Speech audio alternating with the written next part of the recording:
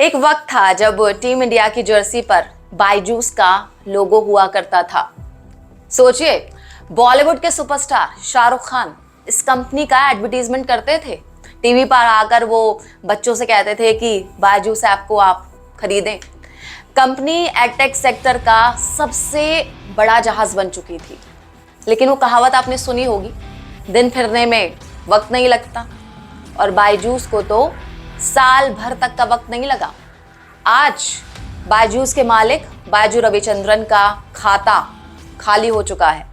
वित्तीय संकट से जूझ रही एडटेक कंपनी बायजू के founder Byju Ravichandran Forbes billionaire की लिस्ट से बाहर हो चुके हैं। उनकी नेटवर्थ शून्य हो चुकी है। साल भर पहले की बात करूं तो साल भर पहले ही रविचंद्रन का नेटवर्थ करीब 2.1 अरब डॉलर यानी कि तकरीबन 17,545 करोड़ रुपए था। और एक साल में हालात ऐसे हो गई कि उनकी दौलत जीरो हो गई है। कर्मचारियों की सैलरी के लिए वो पहले ही अपना घर गिरवी रख चुके हैं, और अब शून्य हो चुकी नेटवर्थ उनके अर्श से लेकर फर्श तक पहुंचने की जो कहानी है वो बयां कर रही है।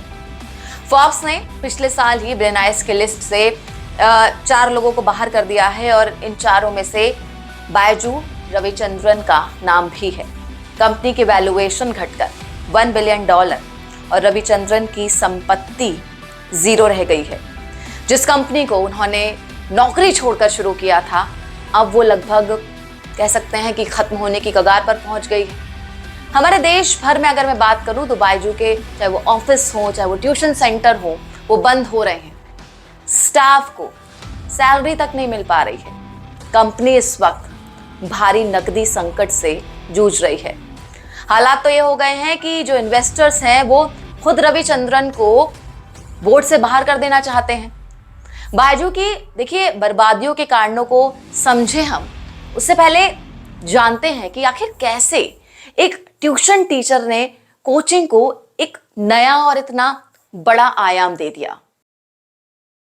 की शुरुआत होती है केरल के कुन्नूर जिले में अजीगोड़ गांव से। अजीगोड़ गांव के रहने वाले रविचंद्रन शुरुआत से ही पढ़ाई में अव्वल थे। वो छुट्टियों में अपने दोस्तों को कोचिंग देते थे। अब उनके पढ़ाए जो छात्र थे उन्होंने IIM क्लियर कर लिया। अब यहाँ पर बायजू को लगा कि भाई उन्हें भी IIM देना चाहिए, तो उन्होंने दिया एग्जाम और उन्हें तो 100% नंबर आए। अब उन्हें लगा कि भाई ये तो सिर्फ कोइंसिडेंस है, संयोग है, तो इसलिए उन्होंने क्या किया कि एक बार फिर से उन्होंने IIM का एग्जाम दिया, और इस बार भी 100% नंबर वो लाए। तो उन्होंने क्या किया कि IIM में जाने के बजाय उन्होंने ट्यूशन पढ़ाने का फैसला किया।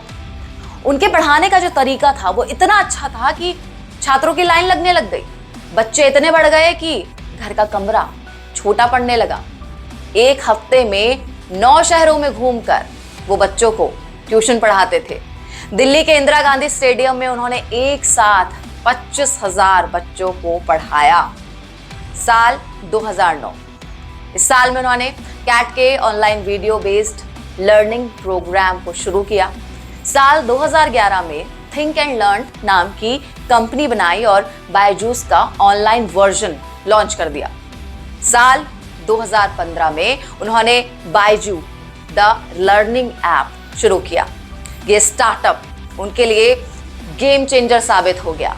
7 साल में वो अरबपति बन गए। बायजू एडटेक के महासागर का सबसे बड़ा जहाज बन गया। लाखों छात्र उनके इस जहाज पर सवार हो गए। साल 2020 में बायजूस पूरी दुनिया में सबसे ज्यादा वैल्यूएशन वाला एडटेक स्टार्टअप बन गया।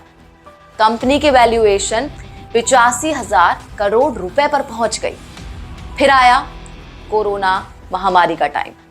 इस दौरान इस कंपनी ने बहुत बड़ा ग्रोथ हासिल किया।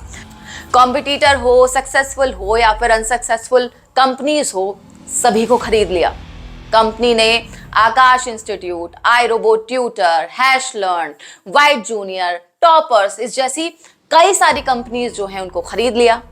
अब देखिए, यहां तक तो सब कुछ ठीक ठाक चल रहा था, लेकिन इसके बाद जो चीजें हैं वो बिगड़ने लग गई। ग्रोथ के लिए क्या किया बायजू ने, एक बड़े स्केल पर लोन लेना शुरू कर दिया। $1.2 बिलियन के कर्ज का जो फैसला उन्होंने लिया, इसी फैसले ने उनके इस जहाज में छेद कर दिया।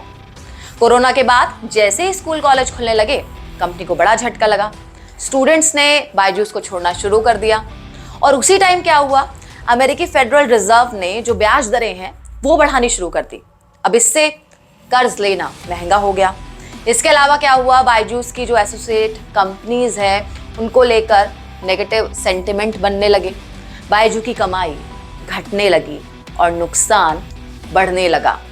सैलरी, ऑफिस, ट्यूशन सेंटर जैसी चीज़ों पर कंपनी हर महीने 150 करोड़ रुपए खर्च कर रही थी, जबकि कंपनी की कमाई सिर्फ और सिर्फ 30 करोड़ रुपए हो रही थी। कंपनी के कोर बिजनेस को चलाने के लिए बायजूस को हर महीने 120 से लेकर 130 करोड़ रुपए की जरूरत थी। कंपनी का साल दर साल नुकसान बढ़ने लगा। बायजूस को करीब 2000 करोड़ रुपए का पेमेंट करना है। सैलरी, वेंडर पेमेंट पर 200 करोड़ रुपए का टीडीएस देना है।